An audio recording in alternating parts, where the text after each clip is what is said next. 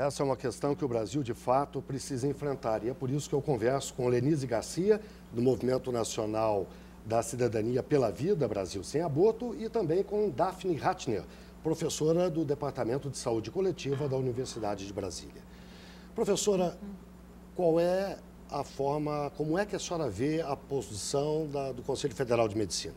Bom, em primeiro lugar, eu quero parabenizar o Conselho Federal de Medicina por ter tido a coragem, a ousadia de abordar um tema que é muito polêmico e não é resolvido no país.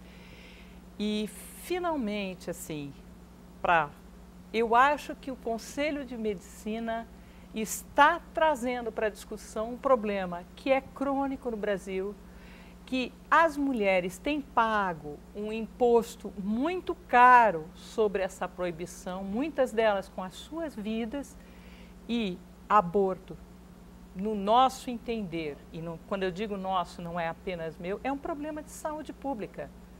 As mulheres fazem aborto sendo legalizado ou não. As mulheres ricas têm acesso a um processo de abortamento seguro.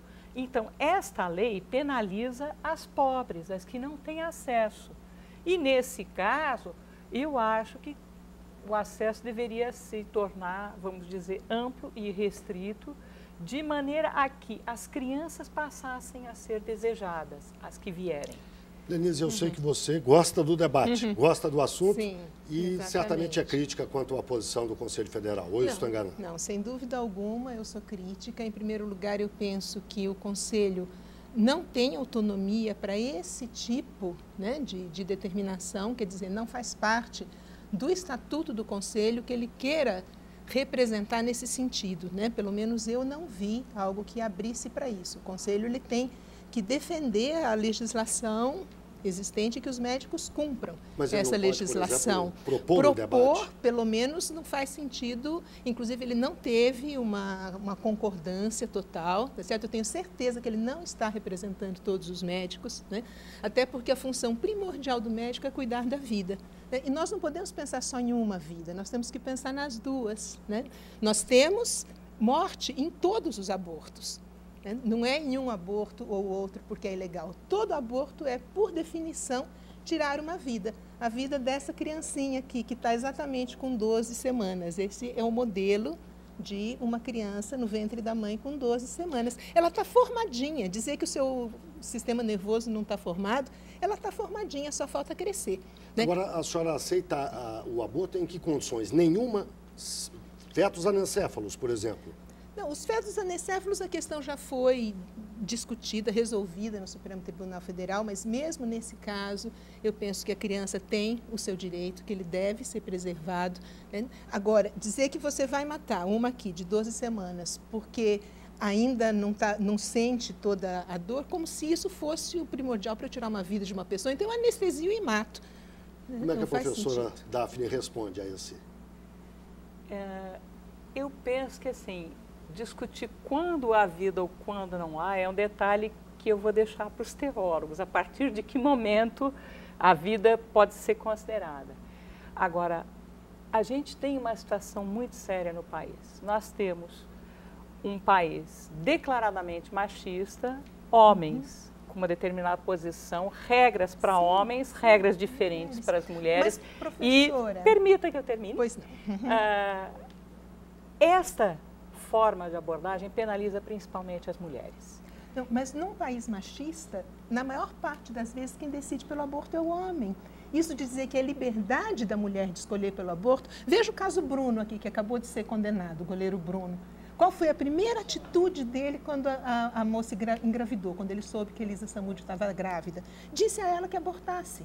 Sim, ela não abortou, acabou sendo morta, né? Quer dizer, então, se ela tivesse abortado, isso teria sido um ato livre da parte dela, né? Então, a mulher... Eu acho que esse não é exatamente o exemplo mais frequente. Não, é um exemplo muito frequente. Eu não digo que chegue a matar a mulher como o Bruno fez, mas a maior parte das vezes que a mulher aborta, ela está sendo pressionada, ela está sendo abandonada, ela precisa ser ajudada. Até porque uma mulher tira a criança do seu útero, não tira da cabeça nem do coração. Ela vai conviver com esse filho o resto da sua vida. Eu acho que isso, veja, eu fico pensando que uma coisa são as escolhas, e eu acho que as pessoas que têm determinado credo, determinada fé, podem fazer escolhas para si. Outra coisa é querer que a legislação de um país inteiro represente a opinião desse segmento religioso. Não, mas não é uma questão religiosa, nós estamos falando de uma questão científica aqui, da vida. Quem define quando começa a vida, me desculpe, mas não é a teologia. A senhora estudou embriologia, com certeza. Certamente. Os livros de embriologia, mas o que eu estava falando na era outra coisa. Veja, você tem países em que o Estado é laico, teoricamente Sim. no Brasil seria, mas todos os feriados religiosos são respeitados. Estão presentes. E agora, nesses países os direitos foram conquistados pelas mulheres. E o direito de decidir se dá continuidade ou não à sua gestação é um direito das mulheres.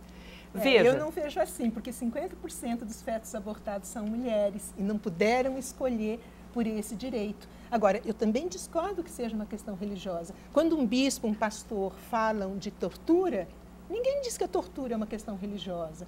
Quando eles falam dos índios, ninguém fala que índio é uma questão religiosa. Por que quando eles falam de aborto é colocado que a questão é religiosa? A questão toda é querer trazer para a legislação determinados valores que são muito mais teológicos do que efetivamente direitos. As mulheres... Vida é um valor teológico, não é qualquer pessoa ética que tem que respeitar a vida. Uma vida inocente que não tem como se defender. Ela ainda não é vida, ela é vida em formação. Não, é vida... Só pode estar em formação. Então, a senhora provavelmente então não come carne. Senão não se desenvolveria. Veja, tudo é vida. Não, tudo é vida. Humana. A vida está no planeta. Certo? Certo. Agora, como as pessoas organizam a sua vida? Como as pessoas estruturam de forma a que as pessoas que virão sejam desejadas, sejam respeitadas, sejam acolhidas.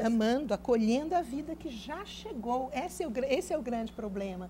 A vida de uma criança que está no ventre da mãe, ela não está por chegar, ela já chegou, né? Por isso que essa mãe, como ele disse, vai conviver o resto da sua vida com essa criança. Ela vai saber quando a criança ia fazer 1 ano, ia fazer 2, ia fazer 15. Quando ela for idosa, ela vai pensar, talvez agora aquele filho pudesse estar aqui cuidando de mim. E eu não falo disso da boca para fora, eu falo porque eu conheço situações, né, de pessoas. E existem revistas científicas de psiquiatria que mostram, né, que a mulher que já fez um aborto, ela tem mais depressão, ela tem mais necessidade de atendimento psiquiátrico, ela tem mais tentativas de suicídio. Né? Então, isso eu são não estou dados. muito certa dessas estatísticas. Eu conheço revista de conheço muitas mulheres que fizeram aborto. Sim. E que provavelmente não procuraram serviços de saúde, portanto não entraram nas estatísticas.